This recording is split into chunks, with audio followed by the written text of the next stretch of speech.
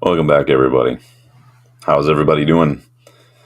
Yeah, me too. I hope everybody had a fantastic Christmas. I hope everybody got to spend time with families, friends, whatever it is you were doing. I hope everybody had an amazing holiday, whether you celebrate or not. I hope your time off was excellent because it didn't take long for United to ruin it. Welcome back to the channel, everyone. This is United versus everybody. Right now, it kind of feels like United versus themselves. I am your host, Sean.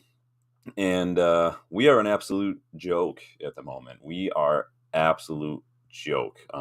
It is embarrassing. Let me know in the chat, is this the worst that you've seen United play during your time supporting the club? You guys let me know, because this is embarrassing. Hold on, I just want to fix something here. There we go. All right. So, yeah, that was an absolute shit show.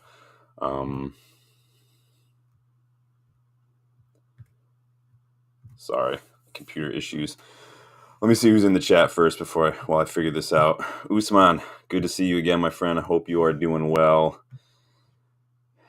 Danny B jumping in the chat. Good to see you again, my friend. Hope everybody is enjoying their day, their weekend. It is just Friday. It doesn't feel like Friday, does it? It feels like it's like a Monday or something to me. Maybe because usually weekend is the games. Danny P says this worst United team probably in history. Right now, yeah, in this run of form, I mean, 14th is pretty low for a lot of us. I'm not old enough to have seen us be relegated. I'm not really old enough to remember 1989 or anything like that, because I was like 4 at that point. So I don't remember a lot of that stuff. In my generation, in my time, this has got to be up there, at least in form. And quite frankly, the quality in the squad, or I guess the lack thereof, the lack of mentality, the lack of fight, all that. We're going to talk more about that. But this is relegation form, as I've pointed out in the thumbnail. I don't think we're going to be relegated, but this is relegation form. Shit, right now, I'd kill for mid-table form. Can someone just get me I'd snatch your hand off for mid-table form right now. We in case, we are here to discuss United's very flaccid showing against Wolves as they hounded us out of the Molineux 2-0 to keep Vitor Pereira's perfect start as their new manager intact. So hit the like button. Subscribe if you are new, please. We are on the road to 3K. We are, growing the community. I'm really happy to be able to do that. Really happy to be able to offer different things now. But hit the bell too if you want to make sure you don't miss out on transfer talk, match reactions, giveaways, all that stuff. We're gonna talk about the match, obviously. But first we're gonna talk about some news, because I just want to make like a shit sandwich here. I want to do some positive and then deal with the shit, and then we can kind of end on some light notes. So, Danny wants to know if I'm finally done with Bruno. I'm getting there. We're gonna talk about Bruno because I think, while again he didn't have a great match, and I think that I don't think Bruno was petulant with the challenge, unlike like Robbie Mustoe or anybody else was saying. I wouldn't call the challenges like petulant or whiny or indicative of him like personality. I think he's just shit in the tackle. We know that. He's slow, he's late. Nobody looked good yesterday. If you looked at the dual numbers, we're going to look at those a little later. But it was stupid. So this is why I don't like Bruno in the pivot, is because of shit like that. He's just weak when it comes to that kind of stuff. But Usman says, do you think we can get in the relegation zone? I mean, I don't think we're going to get relegated. If you had asked me a week ago, I would still be like, oh, we're definitely going to fish top half the table. At the moment, though, I'm not so confident. I'm not entirely confident that we're going to finish top half the table, if I'm honest. But we're going to see what happens. Box, good to see you, my friend. Welcome back. Hope you had a good couple days of holiday. Danny says, I brought Bruno back in my fantasy this week, but I had Cunha too. Yeah, Cunha basically put on a clinic. People are saying it's an audition for the United, and we know he's a United fan. Honestly, right now, this is a huge step down for Cunha to come to United. If it were me and I was Ineos, I'd be throwing all sorts of money at Wolves. I'd be saying, hey, do you want Harry Maguire? Hey, do you want this player? Do you want this? We'll give you Shaw. We'll give you Maguire. We'll give you Lindelof. We'll give you Eriksen just for one Cunha. And we'll still have to probably pay like 50 million on top of that. Box says, I'm done with every player, to be fair. Yeah, SG25 needs to hurry up and come out with this next live start update so I can start a new career save and just live vicariously through that. Usman points out a fun stat. 3 red cards for Bruno this season. Yeah, he didn't have any until he joined United, right? And then he gets 3 in one season. Technically, the one was rescinded, but it is what it is. But you are right. It is a damning stat. So, Danny says, Cunha, start of the summer, was our main attacking target, but we cheaped out and went for Xerxes. Well, it is what it is. These are the kind of risks you take in the transfer market. There's no guarantee that every player is going to work out, and it's kind of like buying a house. If you ever go and buy a house or buy a car or whatever, the moment you sign the paperwork, there's always like this little moment of hesitance, like this preemptive buyer's remorse that you're playing this what if game. What if a better house comes along? What if? What have I told you before about the what if game? Nobody wins when you play the what if game. And then as soon as you do sign the paperwork, you're like, I'm so scared right now. You never know what's going to happen with a transfer. It is what it is. We need to make our money stretch. We have to just work really hard in the January transfer window. We don't have a ton of money, but I think what people need to remind ourselves too when it comes to transfers, if a player costs like 50 mil and we bring him in, we're not necessarily paying 50 mil. It's not 50 mil out of the budget. 50 mil is the total price over the course of the contract. You can pay a small amount up front, amortize that over a couple number of years. Now, you're not going to be able to do what Chelsea did because that's been abolished, but you can normally amortize that. So 50 mil can actually be 10 mil over 5 players or 12 mil over 4 players, initially in the first year and then after that. So we need to remember that. But Box says, I felt the ref was card happy. Yeah, I was not too happy with the ref. I'm not blaming the ref for the loss because we were shit, but it just seemed like all these 50-50s, everything was going Wolves' way, and I was just getting really, really annoyed. Bach says sometimes you have to use common sense. Well, we can't leave the game up to the refs. We have to take the scruff of the neck, and we just didn't do that. So let's jump into some transfer news and whatnot before we dive into the nitty gritty. Please hit that like button for me too. And if you haven't noticed, we are able to do some fun stuff with memberships now. There's different levels of memberships for anyone who wants to, take advantage of those. We've got some fun custom emojis. You get some fun badges if you want to join membership. Different levels to not only get more involved on your end, show your support for the channel in new ways. I'm really excited to be able to offer you guys, the opportunity to get involved with scouting reports, to get involved in the channel for anyone who chooses to take part in the Legends membership and join me for some previews or some match reactions at some point in the future, if that's something anyone's interested in, and we can get that hooked up as well. But again, the channel is about you guys. I'm trying to find some fun, creative ways to get you guys more involved, and that's step one of the process. So let me know what you think about that. Danny says, keep 6 or 7, get rid of the rest of the squad. Are we mid-table again next season? Shit, if I'd kill for mid-table right now, Danny, this is ridiculous, man. Usman says, the fact how we conceded 2 corners with 2 different keepers. Yeah, we're going to talk about that, my guy. It's insane. Yeah, and Box agrees. Danny B says, I said it last season, not getting rid of shit and not doing proper transfer business will be nowhere near Euro spot this year. Yeah, honestly, it's really depends. Like, I don't think we're going to get relegated, and so, like, maybe we just need to go all out in Europa League or something, and just maybe that's the only way in the champion. It would be so funny if we got relegated, but still we're in the Champions League next season. Has that ever happened? Can someone tell me if that's ever happened? So let's move on to some transfer news. If you recall, in the summer, we signed a young midfielder from the Mali League. His name was Sekou Kone. He's been playing for the academies. He picked up a little injury recently, but so we're yet to see what happens there.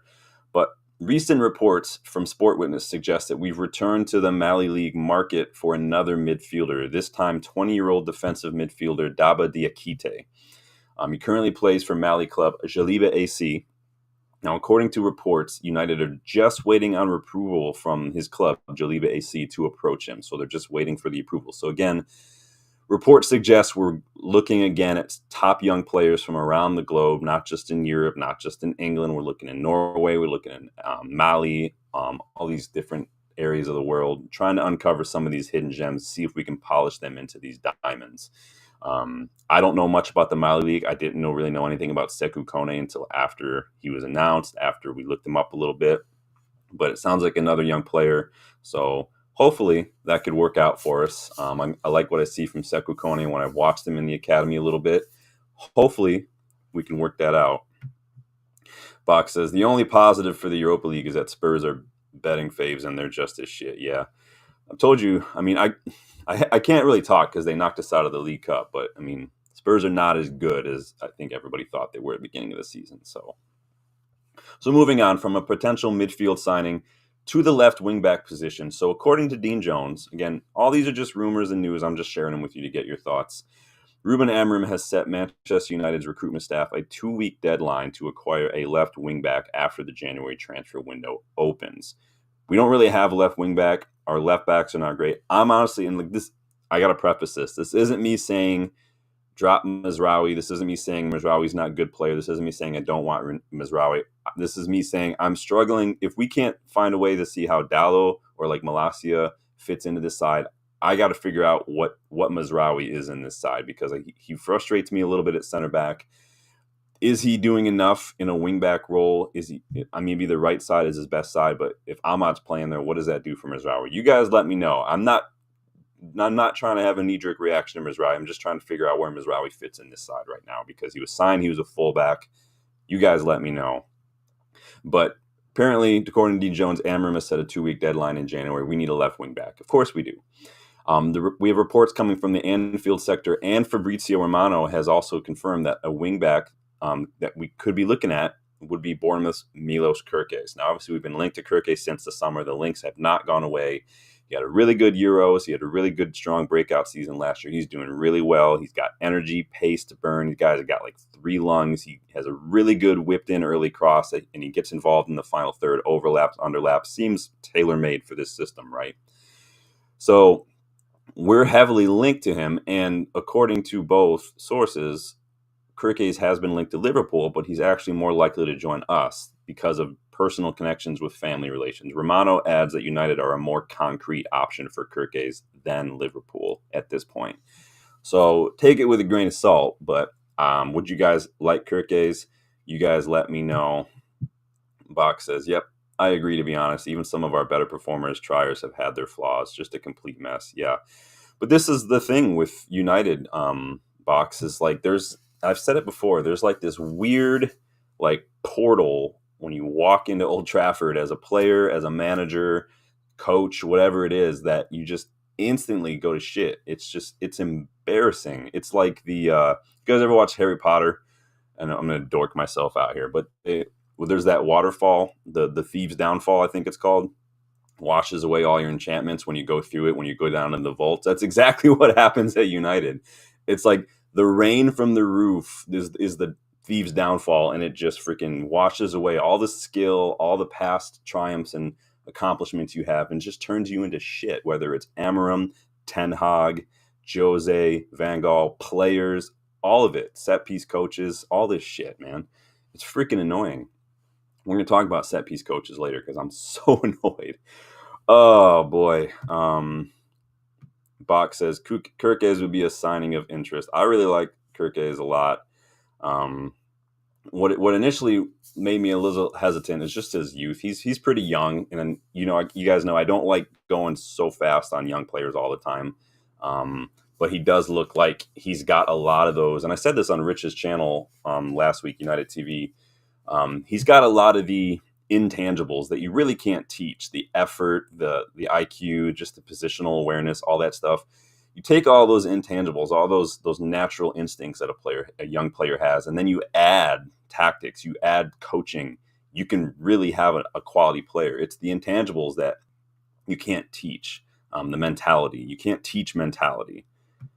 Danny B says, I'd take him ASAP. His contract ain't up either. Don't know why we thought it was up in the summer. They say he supports United. I've read that if you look at Capology and stuff, it says his contract is up. Maybe they exercise a 1-year extension or something, and I didn't know about it.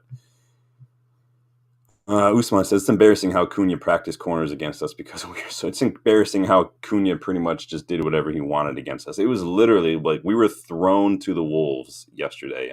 Literally.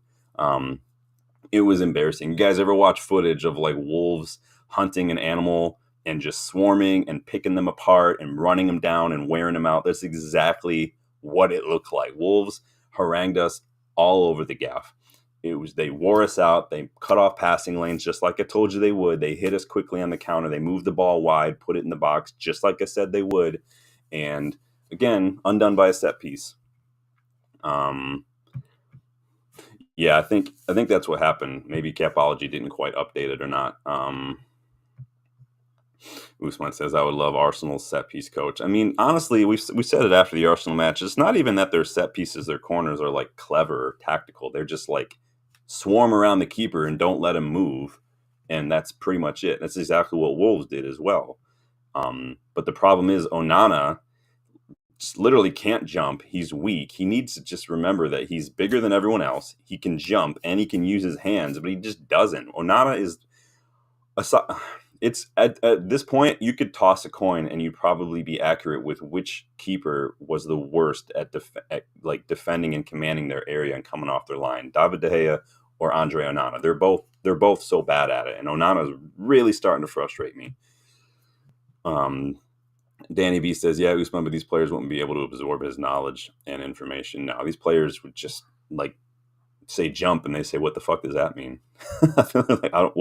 Jump? What is this? I don't know this word. They're going to whip out Duolingo to figure out what that word means. Box, the opposition team seem to always have more energy, pace, strength, effort, passion. Yeah, and that's what I said in the last couple match previews and reactions. It doesn't take much to show up and get a result against this United side. Literally, all you have to do is be a half an athlete. You don't have to be top class. You just have to work harder. That's literally it. It's freaking annoying.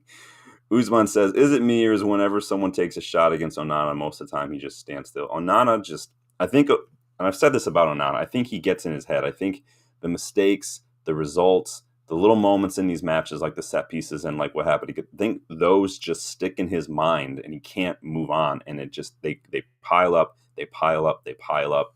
And he's creating this just scary monster in his head and he's playing the what if game with himself. What have I told you? Nobody wins when you play the what if game. What if this happens? What if this happens? What if this happens?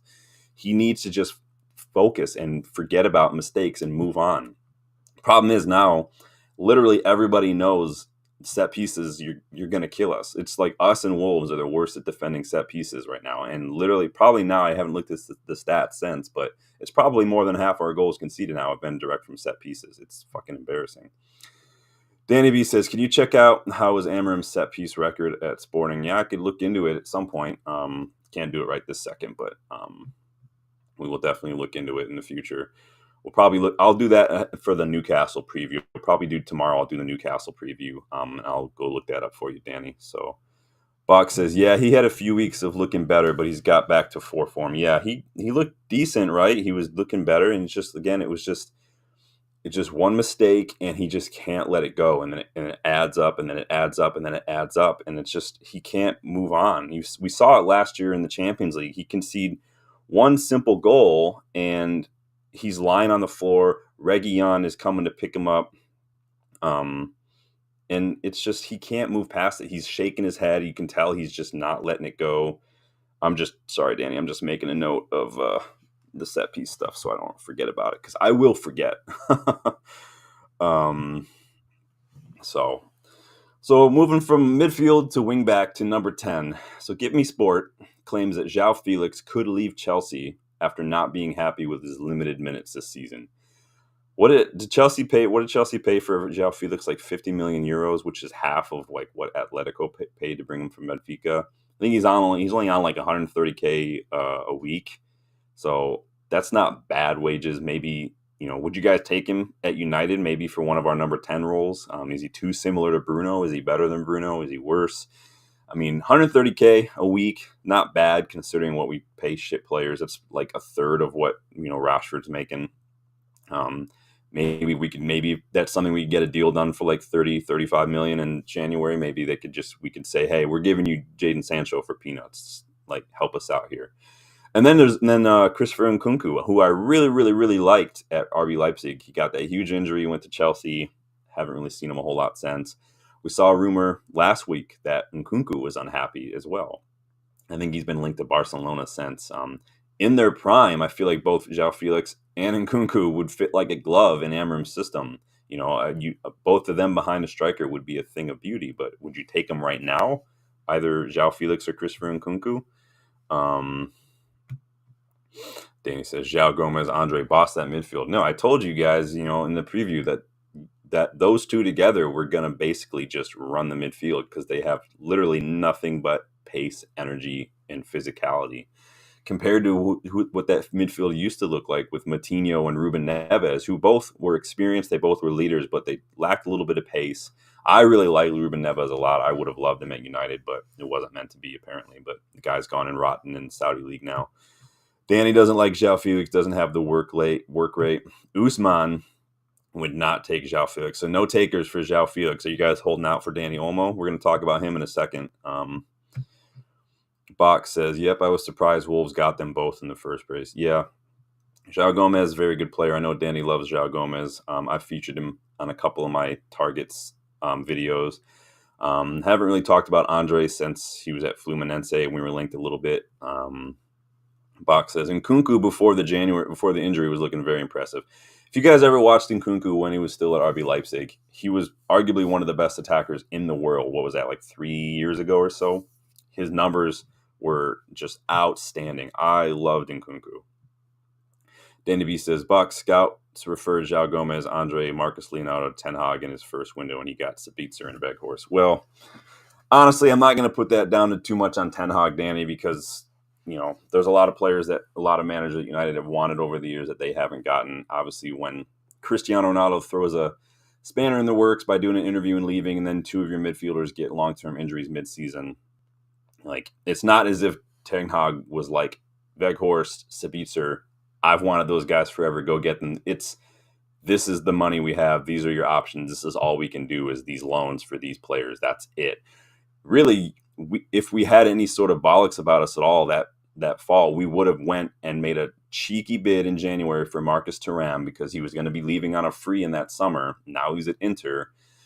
This is the kind of shit that you have to deal with at United as a manager. It's not as if Ten Hag was like, I want Weghorst right now. Get me. He's my number one player in the world. It's just, this is the options that we have. So I think, and I'm not trying to call you out, I'm just saying I see it so much after situations like this where and that's the thing that bugs me about Ten Hag. So many people keep beating him with this 600 mil. He spent 600 mil. Ten Hag didn't spend the money. This isn't a video game where you get to decide everything from wages to transfer fee.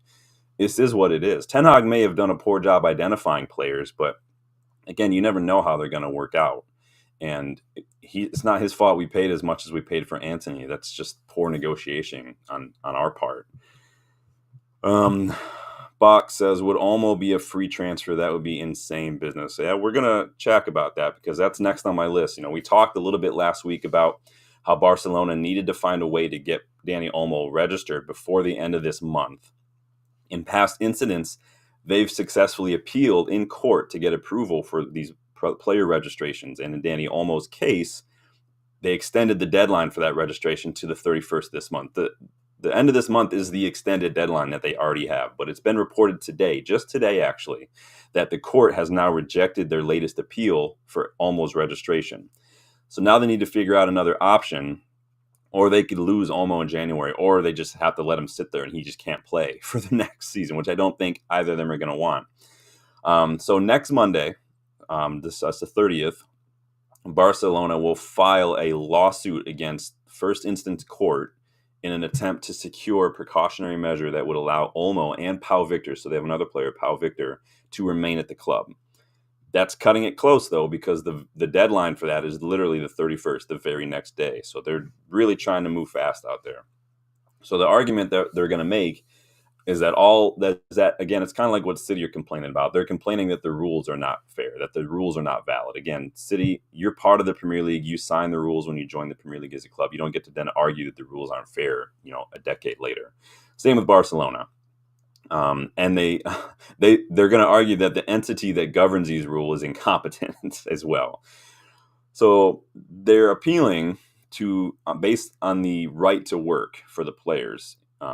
they're arguing that they could use the remaining salary of Marc-Andre ter Stegen to register both these players. Now, they're both going to fit in that as far as the wages. You take ter Stegen's wages and you can get both players in there, but the problem is that you're only allowed one replacement, not the addition of new players. So you can't use it to bring in new players. You can only use it to replace that player. So, and they've already done this with Wojciech Szczesny. Remember, they brought him in, but he hasn't played yet. So that's the Danny Olmo situation in a nutshell. Would you take him at United? I like Danny Olmo. He had a really good Euros, I think. But his injuries worry me mostly. Anybody's injuries now worry me mostly because of our medical staff. Personally, I don't. If any players ever freaking had a runny nose, I'm like, fuck it. They come to United, they're dead. They're gonna die. It's just the way it is. Our medical staff is a complete shit show. Danny says it wouldn't have cost much more to sign João Gomez over to Sabitzer and loan it. Yeah, probably not. Remember, this is the club that also brought in one of the best talent identifiers in football in Ralph Ragnick, one of the best sporting directors you're ever going to get. And when he recommended Caicedo for like $5 million, Julian Alvarez, they were like, "No, we don't do that here. We want big names. We want the players that everybody wants." This club doesn't know how to scout. It looks like we're finally getting to that point, but under this new regime. But I think people need to be patient, and that goes for more than just transfers as well. Usman says it's the Globe Soccer Award. I don't even know what that means, man. What's the Globe Soccer Awards? Let me know. Danny B says 100, better than anyone we have. I mean, it's not hard to do that.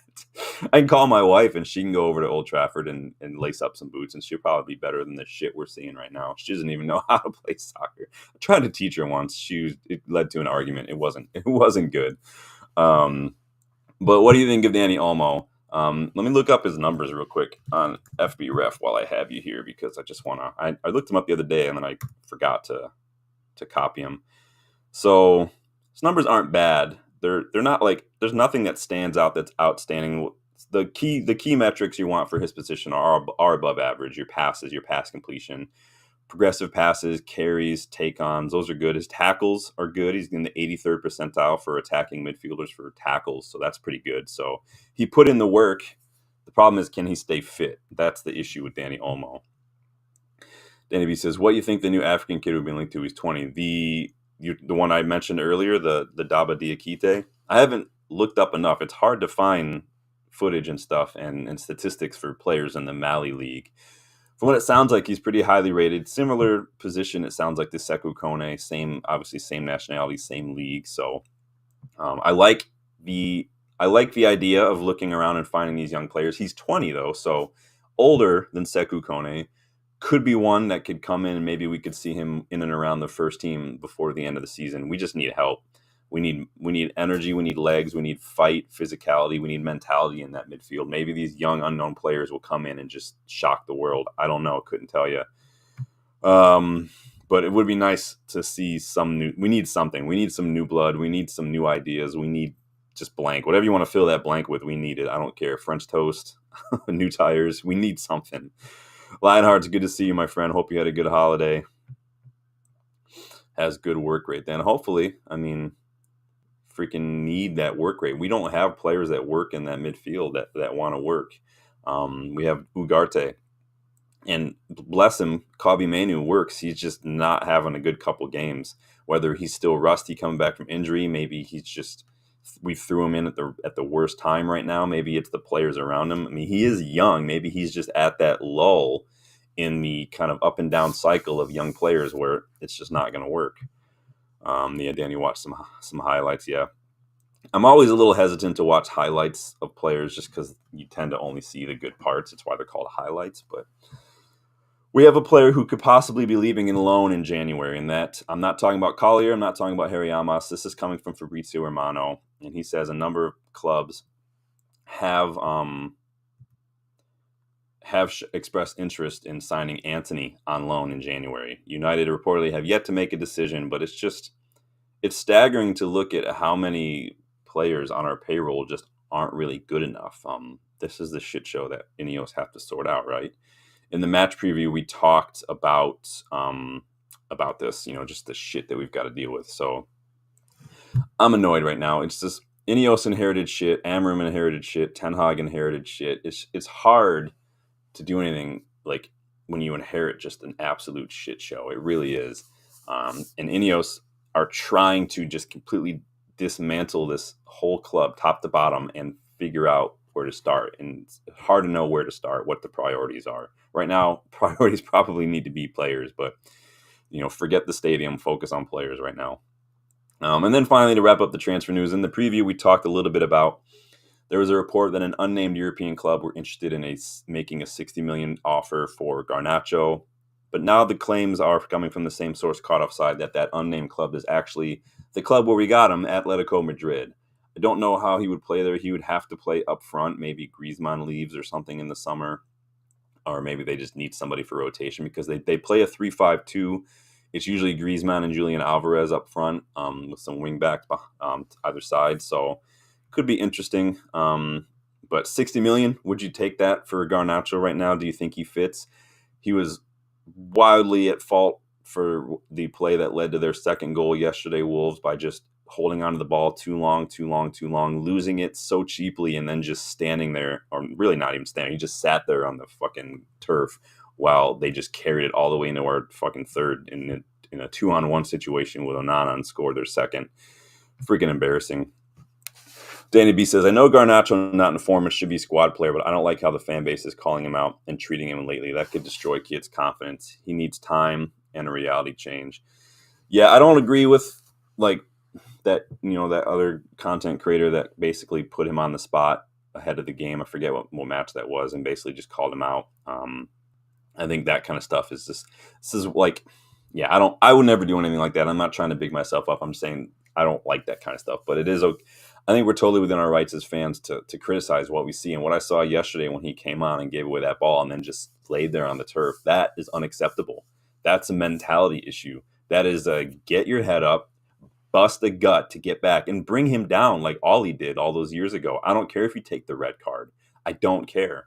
Like, that is the shit mentality. That was a perfect glaring example of the shit mentality. Instead of getting up and working and atoning for the mistake, he wants to just lay there and pout about it. Like, get up, man. It's you're a sub. You can't even be tired. Get up, do something about it. Nobody wants to take responsibility, man. It's fucking annoying. Usman says, I think Garnacho should be a rotation player like he has been these last few games, but I wouldn't sell him. He definitely does need to be a rotation player. Same as Kobe. Kobe needs to be a rotation player. Lenny Euro probably should be a rotation player as well. Højlund was originally meant to be a rotation player. I know he's older now when we signed him, but again, he wasn't meant to be our number one. He was 20 when we got him. He's not meant to be our top striker. Not every 20-year-old striker is an Erling Haaland. Højlund is having to do a lot more than what we plan on him doing, and unfortunately, that's just the way it is because the striker who we brought in who is older than him, Zirkzee, is worse. It is what it is, man. Danny says, yes, Usman, give him another year or two. You guys don't seem to want to sell. You guys don't want to sell Garnacho. Selling him would be bad business, says Lionheart. Yeah. It's just, again, it's up to Garnacho what he wants to do. Does he want to learn? Does he want to put in the shift? Does he want to improve his mentality? It's completely up to Garnacho. And if he's not willing to do that, then we have to sell him because we can't have that kind of attitude in the dressing room. We just can't. RSV says, Bruno is the most spoiled and ungrateful character in that dressing room. He is the root cause of the awful mentality, why the team is so mentally broken. I mean, I'd argue that the team has been just as mentally weak before Bruno arrived, personally. But it's hard to pin all this on one player, just like it's not. We can't turn around and say one manager or one player coming into the club is going to make the difference, but then also turn around and say that one manager or one player is the problem. You can't have it both ways. It's hard to pinpoint any of this and point the finger at any single individual. It's a culmination of a lot of little things. Bruno doesn't help matters with what happened yesterday, but it is what it is. Let's move on to this freaking match reaction. Please like the video if you haven't yet, guys. We're on, and subscribe if you are new to the channel and you're checking it out for the first time. We are on the road to 3K. Buck says, I don't think you can place it all. Yeah, I don't think you can place it all on Bruno personally. RSV is going hard on Bruno. Bruno single-handedly caused us to be in a relegation battle. He single-handedly helped Forest, Bournemouth, and Wolves beat us. I mean, you're going to have to give me some examples. You can't just say that and just say that that's the way it is just because you have to say it. That's very vague. It's a very broad statement. You gotta give me some reasons before that. Um, RSV says when things stop going towards Bruno, way like he gets pressed to death or suffocated, he gets so rattled and frustrated, and he always goes for personal glory. I mean, I do agree that sometimes he'll go for the Hollywood play instead of the smart play. We've said that many times. I have said many times that he's weak against the press. He's not strong in a challenge. We have said that, but you could say that about many players. And so if you look at the ground duel stats for some of those same games that you listed, RSV, a lot of the players are not winning their duels. Even yesterday, I'll show you the duel stats. The players overall are not winning their duels. There's like one player who is winning some duels, and that was Ugarte. So if we're going to go in on Bruno for not doing it, we have to go in on everyone else. And if we're going to say that that's the reason Bruno is single-handedly causing things, then we have to say that same thing about the other players as well. If you want to, I'm just going by your standard that you put out there, if that makes sense. And yeah, like Bach says, Onana cost us a few goals in them games. Again, the player and the manager will say, hey, we lost this as a team. That's a team effort. We can't point anyone else. We can, as fans, we can look at certain games and say, yeah, that mistake, that decision, that cost us. Onana in Champions League last year, that cost us a lot. Onana's mistakes cost us. Danny V says, João Gomez dominated. I mean, yeah, it is what it is. You don't have to be very physical. Bruno cannot be playing. I mean, Bruno wasn't even playing last season for a couple games, RSV, and we got destroyed 4-0 by Crystal Palace. I mean, he didn't cost us that match, did he? He wasn't even on the pitch. So RSV says Onana should be doing better, but Bruno gives the ball away in very dangerous areas, which lead to the opposition capitalize at. Honestly, RSV, I mean, I agree. That's why I don't like him in the pivot, but we have seen that because of the overarching, deeply seated lack of physicality and mentality and fight in this team, that it doesn't matter if we give the ball away in dangerous areas. Mazraoui does the same thing. Yesterday, Garnacho gave the ball away outside of the Wolves box, and they got all the way back into our box within like one pass and scored. It doesn't matter where we give the ball away. We don't have the bottle to win it back. We just don't. It doesn't take much. RSV says Manu also should be doing better in the pivot, but Bruno is the captain. I mean, whether you're the captain or you're the coach, you can't just point a finger at Manu and say do better, do this or that. It's not that easy. Manu is young. He should be doing better. He's not having a good couple games, but I don't see how that's Bruno's problem. Bach says, yep, the team squad as a whole have been very disappointing. Yeah, they're so weak. Darkro, good to see you, my friend. Welcome back. I want to see Ugarte Casemiro partnership in the game before I quit the club for Forest. We got a club jumper. I wanted Casemiro and Ugarte in midfield as well. I'm surprised Casemiro's not getting many minutes. Maybe that means he's going to be gone. Mad Hatter jumping in. Welcome. I never rated Bruno. It's hard to argue with his stats. It's hard to argue with some of the stuff that we've seen him do. But it is what it is. I agree yesterday was not his best showing by far. Then he says, Andre should have been bought in the summer to replace Amrabat. Yeah, we don't do well. It's a top to bottom thing. A lot of this shit trickles down from the people who are making the decisions, but we should have done something. It was always going to be a frustrating first summer when we didn't get the people who were in charge of those things like Barada and Ashworth, when we didn't get them in until right before, and they weren't allowed to work really. It was going to be slow going. It was frustrating. I get it, but this is the shit we have to deal with right now. Lionheart says it's rubbish. Far too easy blaming one or two players. The team is a unit. Yeah, it's just, you can say that this such and such was the worst of a bad bunch, but again, I wouldn't say I would blame anything on one person. Forest title charge. It's going to be really interesting to see what this table looks like at the end of the season. RSV says, I do agree the team as a whole is broken, but certain players who are the root cause of this do need to be held accountable, like Bruno. So there's a difference to me between, those are two different statements right there. Saying Bruno needs to be held accountable, Bruno should be doing better, Bruno as a captain should definitely be doing better. Yes, that can be true.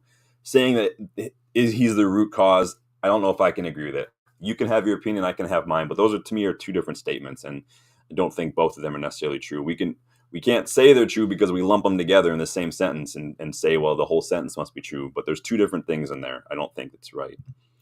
And as Danny says, yeah, we all knew we needed two mids. Eriksen's on his last legs. Casemiro shouldn't have been on this long contract. It's really difficult. Amorim's system asks a lot of its midfielders, but we also don't have wingbacks at this club. Ahmad is performing very well, but he's not naturally a wingback. We don't have players for the system. We have more defenders on the pitch. They're all playing a different way. They're all playing a different system. It's going to take time. But what the system is showing us is that there's players that just aren't going to be here next year. And we can all probably name a few. Usman says, I'm sure the Bruno haters in the chat loved him when he scored the penalty against City. I mean, we all like when we score goals, no matter who it is. I'm not going to not cheer if I don't particularly like a player and we score a goal. And you can call that flip-flop if you want. It's more about the club than anything. So let's talk about team selection yesterday, because we've been here 40 minutes. We haven't even talked about the match already. No Rashford again. Malacia out of the squad altogether. Sounds like that was just for tactical reasons. Amorim was asked ahead of the match if he was getting a better idea of his best 11. He said he doesn't like to use that expression, best 11, because we count on everybody. It's a team. He says we have 3 days between games. With more time, we can make fewer changes. Bruno and Ahmad were kind of in that 10 role. Euro was starting in tonight. Mazraoui at that right wing back, or the center back, right wing back spot, or whatever it was. Again, I don't really like Ahmad in that role. I think we need his pace in and around that side. I think that he's one of the few players who can get the ball in those wide areas and actually progress it up the pitch. The problem with Ahmad yesterday is that he was getting swarmed, just like Kabi was. Whenever our players who were decent on the ball got the ball, they were immediately swarmed, and it's hard to do anything with that. And so when your only option is to pass it back to people who aren't good on the ball, I mean, you're not going to have very good ball progression.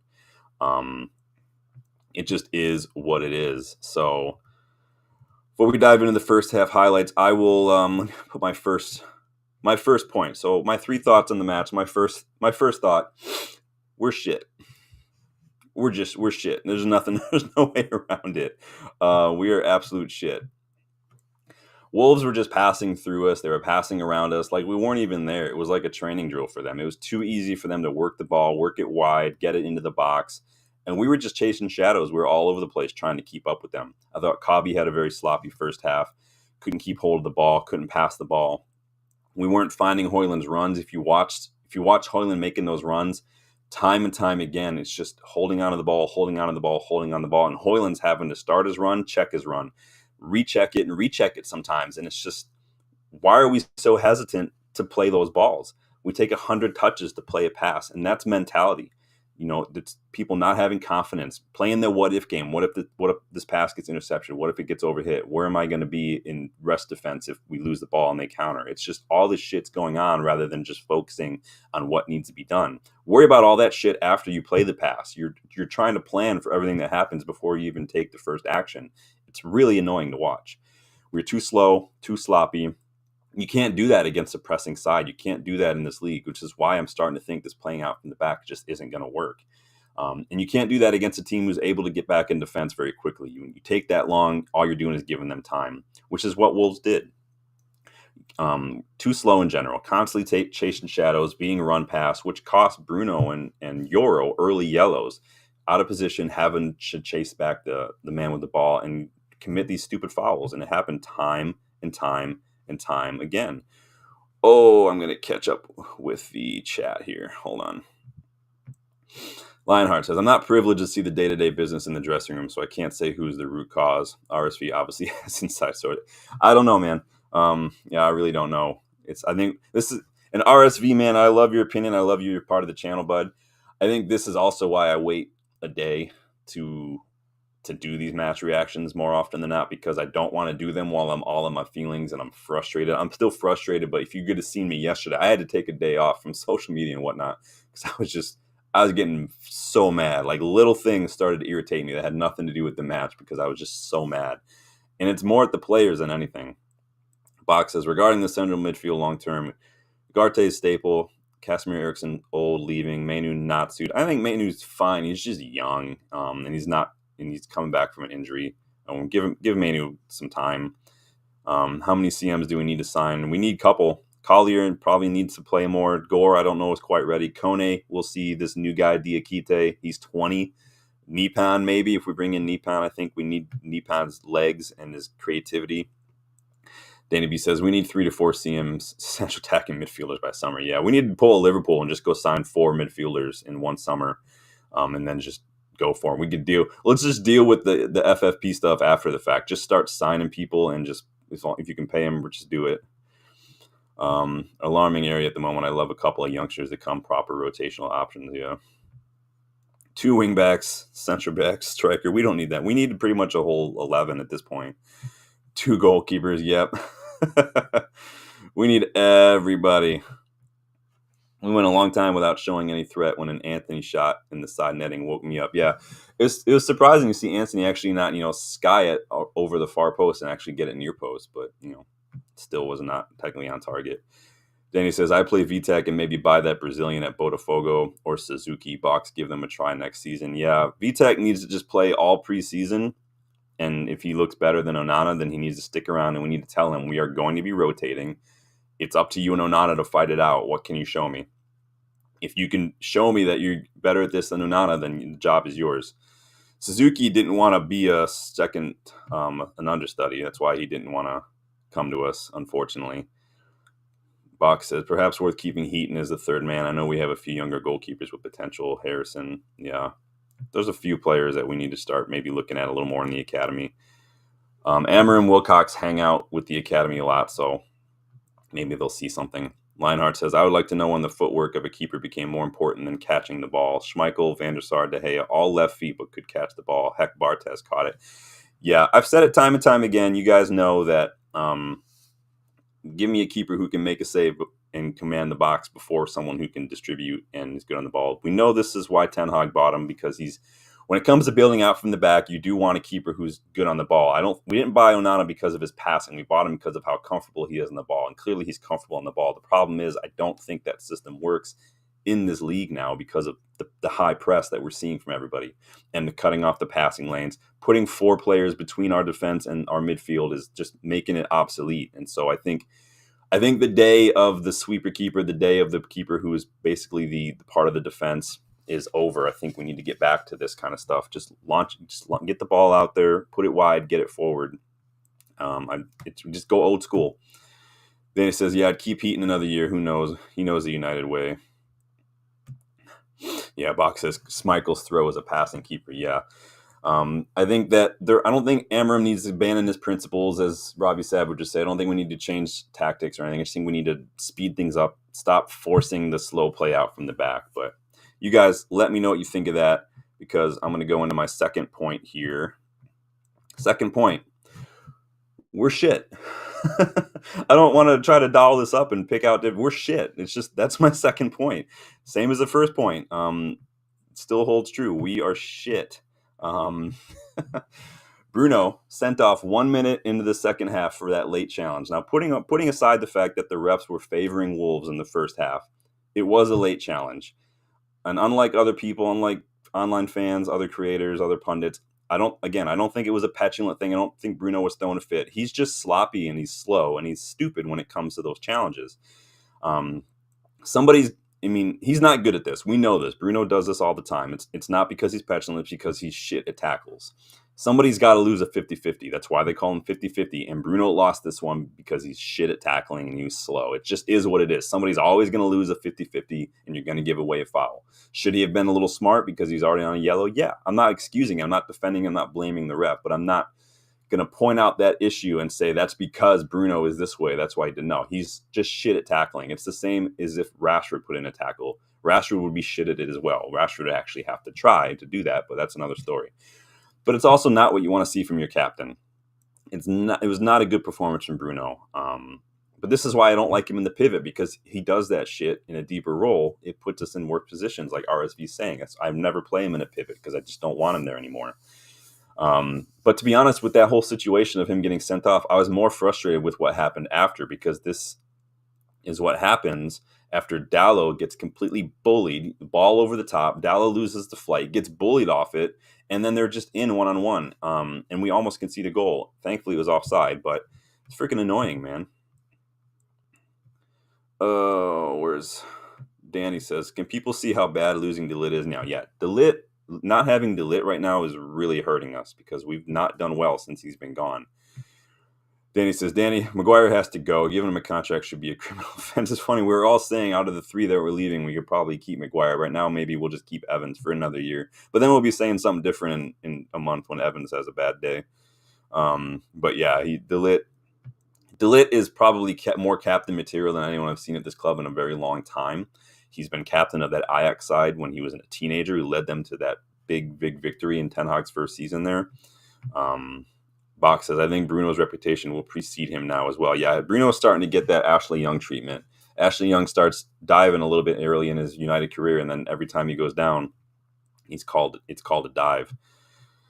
Danny says, people call me nuts, but give De Ligt or Ugarte to captain. I would give De Ligt, if Amorim came in and decided, you know what, Bruno, I don't think that, I need something different for my captain. We need a whole overhaul, whatever, and gave it to De Ligt, I would not have any complaints at all. Would not have any complaints at all. De Ligt would be the only other option you have for this club right now.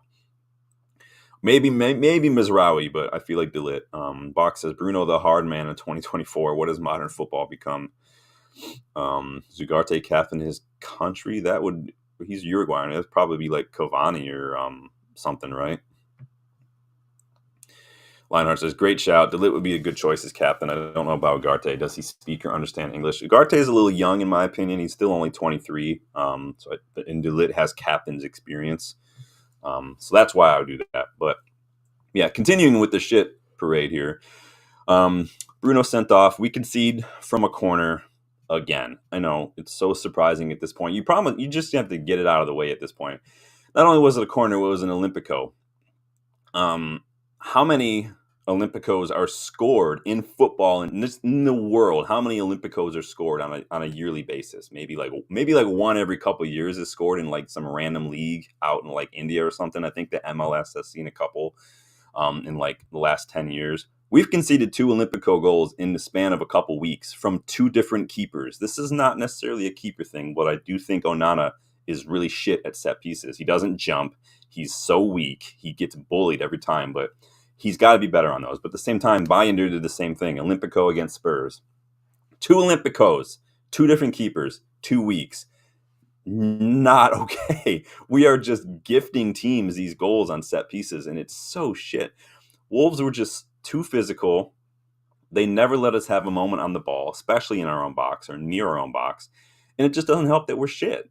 We can't put 2 passes together. We can't keep the ball. We can't defend. And it's everybody. Like, this is like Mizraoui. Like RSV pointed out, Bruno gives the ball away on dangerous positions. Mizraoui does it almost every game now in the last month. He keeps trying to take the ball outside of his own box, try to dribble it through the opposition across his own box under pressure, and he just gives the ball away. He has to stop doing that. Get the ball forward and move it. Fucking annoying, man. The later subs came on and they made it look a little better, but I think that had more to do with the fact that Wolves took off a couple of their better players, because at that point they were like, fuck it. The problem is we get in these moments in these last couple minutes of the games and we have no ideas. Like yesterday, we just kept Maguire in the box and we just kept trying to spam crosses in there like it's David Moyes back in charge. It's just too little, too late yet again. Same as Spurs. It's just no ideas, no creativity. And then again, they just hammer the nail home. Garnacho dallies on the ball, loses it just outside of their box, and they get all the way into our box in a 2-on-1 against Onana and score again. Like, it's just too easy to play against us. You really don't have to try at this point. It's so annoying. Point number 3, before I move on here. Can you guess? We're shit. Point number 3, we're shit. We're just shit, man. I wish I had more variety for you. I'm not trying to do it just to be funny. Like, I don't know how else to put it. We're shit. He's shit at everything. Yeah, man. Lionheart says, a man his size shouldn't be getting bullied in his box. And no keeper should be getting bullied in their box. Like, you're the only one who can just go out and plow. And I think part of it has to do with, again, that early game against Wolves a couple of years ago when Onana should have probably given away a pen and he didn't. It's just, he's too afraid now because he doesn't back himself.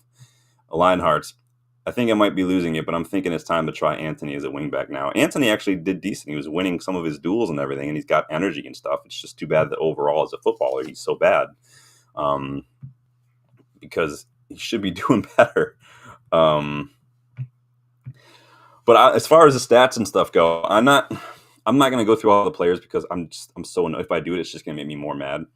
Suffice it to say, aside from Ugarte Erickson was really the only other not shit player I saw on the day, and he came on in the 63rd minute. Even Ahmad, who's been great, right, this season, he looked a little, honestly, like there were times where Ahmad just looked a little complacent on the ball. Like he was just banking on this recent form to get him through these situations rather than actually dealing with the situation. He just looked a little too slow, a little nonchalant, and he got caught out because of it a couple of times, Ahmad. I need to see that focus, that quickness. Again, too easy for Wolves. We made it easy for them. And again, the duels, the physicality was where the game was lost, as it has been in recent week. We have no physicality, no energy, no fight. Wolves won 11 more duels than us and 10% more than us. More than double the dribbles, so they just better on the ball. Ugarte and Antony were the only decent United players when it came to duels. Cunha alone won 13 duels. I think Ugarte had like almost half, but Ugarte won all of his duels. Cunha was all over the place. He was like basically man of the month for them. We literally only completed 22% of our dribbles yesterday. We just could not move the ball. It's not good enough, whether you're fighting to keep the ball, fighting to win the ball, or just trying to fight to carry it 5 yards up the pitch. We couldn't do it. And then when we did get up in the final third, we couldn't do it either. We needed more. We need more creativity. We need more ideas. We need more bodies in the final third. Højlund is isolated up there. And that's not on him because he wasn't able to do much, and he should have done better with a couple of chances that he had. But what can any striker do in football when you're only getting 14 touches? Look at Erling Haaland. I looked at City's stats again after their draw against Everton. And once again, like I've said time and time again, Haaland had the least number of touches of anyone on the pitch. Højlund only had 14 touches and barely received the ball from his teammates. Like, barely received the ball. I'll show you right now. This is our pass map against Wolves. Tell me what do you notice about this? Anybody want to venture a guess what you guys notice about this pass map? What do you notice about the number 9? Literally no passes going to Højlund. Look at the thicker. So the thicker lines are where you get the most accumulation of passes. You look at all these passes. It's a horseshoe from Mizraoui to Yoro to Maguire to Licha to Dallo up to Bruno, who was moving into these wide positions. Højlund never was getting the ball. He was literally never getting the ball. Like, look at this. and this is why I'm like, I'm not trying to just say like it's never Højlund's fault. I'm not trying to say that, but I'm like, if you look at this and this is what happens all the time. It's a thankless job as a United striker right now because you're not getting the ball. Let me catch up with what you guys are saying. Danny says, honestly, I'd play the 18s, 21s with Delit, Yoro, Kakonki, Ugarte, Maz, Ahmad, Menu, Rasmus, drop the rest. Some of these players need to just sit down for a couple weeks. And honestly, it's like, there are some people who are like, well, how's that fair? Well, like, it's going to hurt the team. No, the players, by not showing up, are hurting the team. If Rashford wants to complain, people want to say, like, Amorim's got to bring back Rashford. He's hurting the result. No, Rashford has the opportunity to come in. If Rashford can watch these results and not think to himself, I need to do better. I can help this team, and I'm hurting them by not being there right now and not giving my all. Then that's on Rashford. That's not on anybody else. Lionheart says, I would love that, but he's never going to do that realistically. Yeah, it would be great. Mihai Tambuliak. I don't know how to say your name. I'm going to call you Mihai. Sorry if I butchered that. He says, LOL, another Man United YouTuber saying coaches should be sacked. Did anybody say coaches should be sacked? I said the set-piece coach should be sacked because the set-piece coach, Andreas Jorsen, is shit right now. We kept him, and he's awful.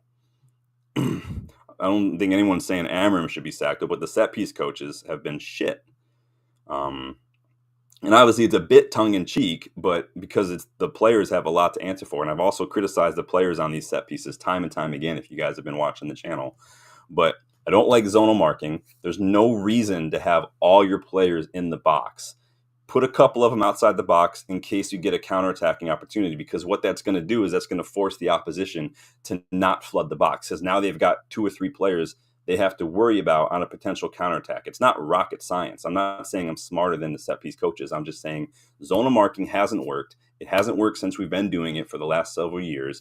I've excused, and I've said many times, the set-piece defending has been shit under several different managers.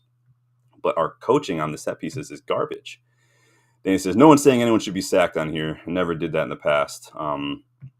But yeah, as you guys are saying, looking at the passing man, yeah, Danny's isolated, or Rasmus is isolated. Lionheart says, yeah, wow. He's not getting the ball, you guys. It just is what it is. All opposition forces to play to Dallow's side, knowing that they can expose it easily. Yeah, Dallow's just not a wingback. I mean, I go through more points other than that pass map, but that pass map kind of shows you the point I'm trying to make here. The only stat that matters at the end of the day is the score line. Some might say, okay, we played 45 minutes with just 10 men. Amorim said as much, but it doesn't really matter. I don't think we were ever really in control of that match. Amorim will go on and say the first half we looked like there's never a part in that match where I thought we were in control. If I'm wrong, you guys let me know. Was there ever a part in that match where you thought that we looked like the better side?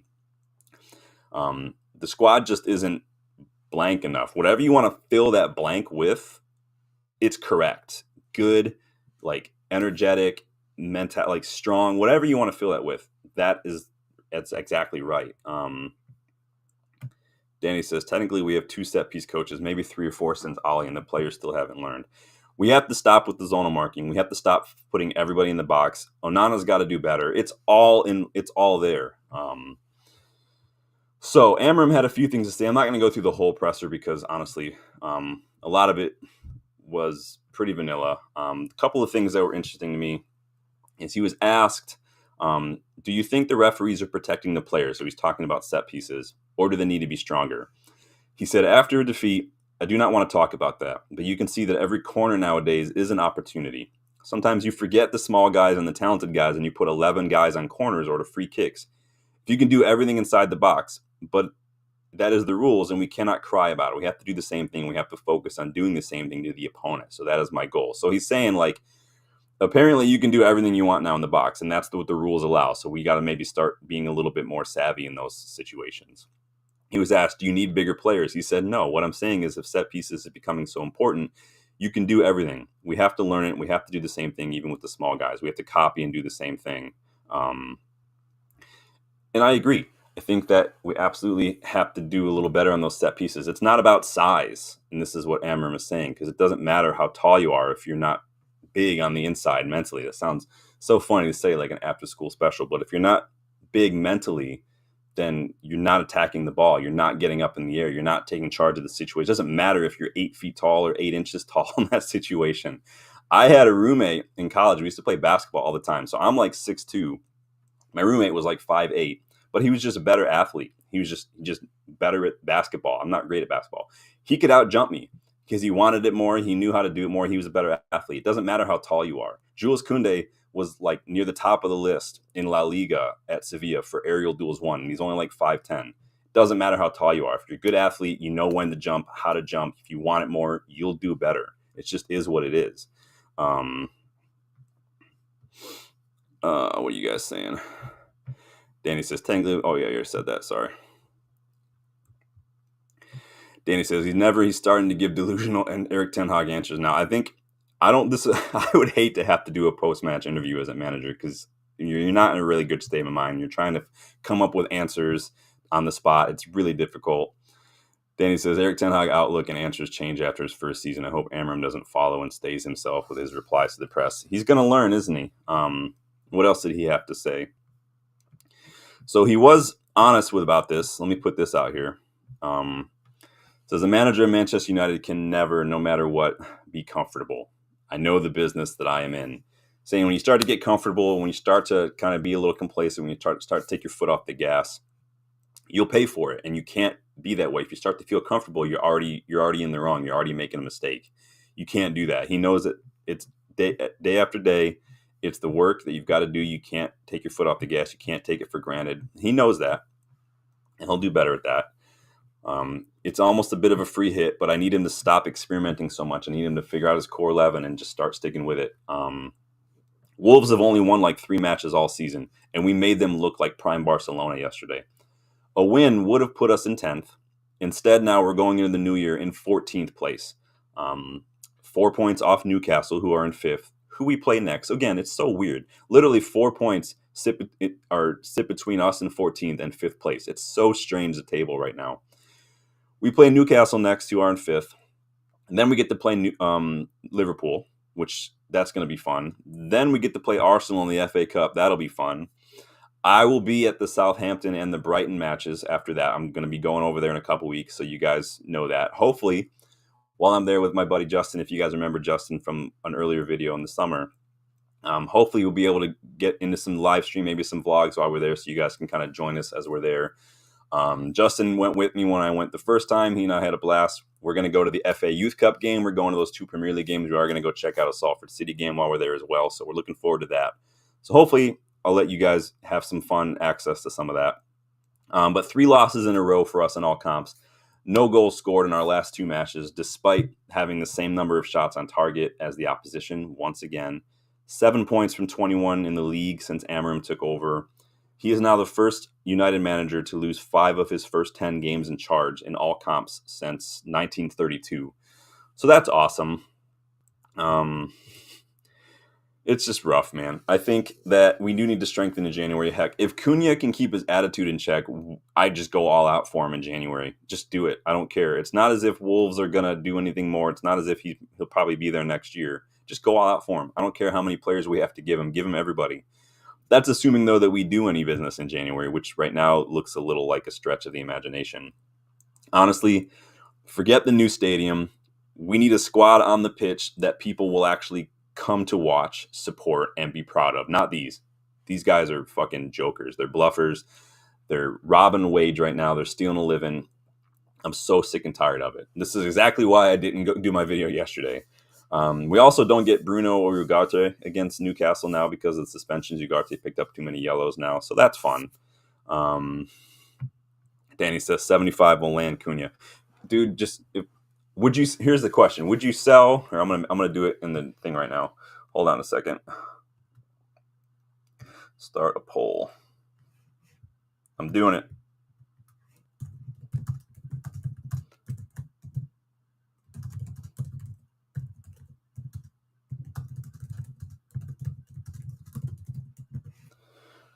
All right, it's all you guys. Let me know. Threw a little poll in the chat for you. You guys let me know what your thoughts are. Lionheart says, but we all knew this was going to happen. He even warned us it was going to happen. Yeah, we knew it. And I'm not saying this is any brand new information. We know it's going to be rough. I'm not worried about Amorim right now. Amorim gets a bit of a free hit. It is what it is. I'm sure Ineos have kind of said, like, you're fine. My complaint is with the players because it's not about tactics. It's about mentality. It's about physicality, energy, fight. And I'm not seeing it. And that is something that I always level at the players. When I see people switching off, when I see people not, going into challenges, when I see people doing these things, I'm going to go in on them. And that's what it is. So I did put the poll in the chat. Let me know what you guys think. What are you guys saying so far? So far, 100% of you are saying yes. I would sell Rashford and Garnacho if it meant Cunha in January. So everybody who was saying no, keep Garnacho for a little bit, now you're like, no, do it. Danny says, I'd probably say yes, even though Garnacho has a high ceiling. I'm not Player FC. Yeah, I think the only way, Danny, and it's more about the fact if you say 75 will land Cunha, Danny, the only way you're getting 75 to land Cunha is if you sell 2 players, and those 2 players are the only ones you're going to be able to sell for anywhere near what you're going to get. Danny says, I think we need Gyökeres as well. In by summer, rotate with Rasmus. Yeah, we need a top striker to start. Rasmus needs to be rotated. So I'm going to... so I guess I did say shit sandwich. So we started with some transfer news. We middle with the shit. I guess the only positive was that Bruno wasn't on corners yesterday, so that was a plus. That's the only other positive I get to complete this shit sandwich. But so no Bruno on corners. You guys let me know what you think on the match. If you weren't able to catch the live, drop a comment after the video. I will respond to the comments. Hit the like button for me, please. Hit the subscribe bell hit subscribe if you're new. Sorry, I'm just waking up still. Hit the bell if you don't want to miss out on anything. I will be back tomorrow for a preview of Monday's match against Newcastle because I do think that Amorim's pre-match presser is already in there. Yeah, but you flung Cunha in the mix, so yeah. Sean Usman says, have you considered my offer about the membership? I have. I tried to figure it out when we went live, man. I'm still learning how all the new memberships and stuff work. And so let me see how this goes here. Gifted 5 memberships. Who's on there? Oh, wow, look at it. It's just going through everybody. Everybody's going through. So I just did it randomly, Usman. Here, let me do it again. Let me see if that helps.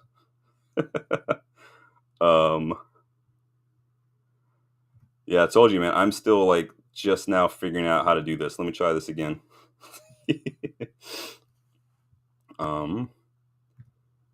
See if this works.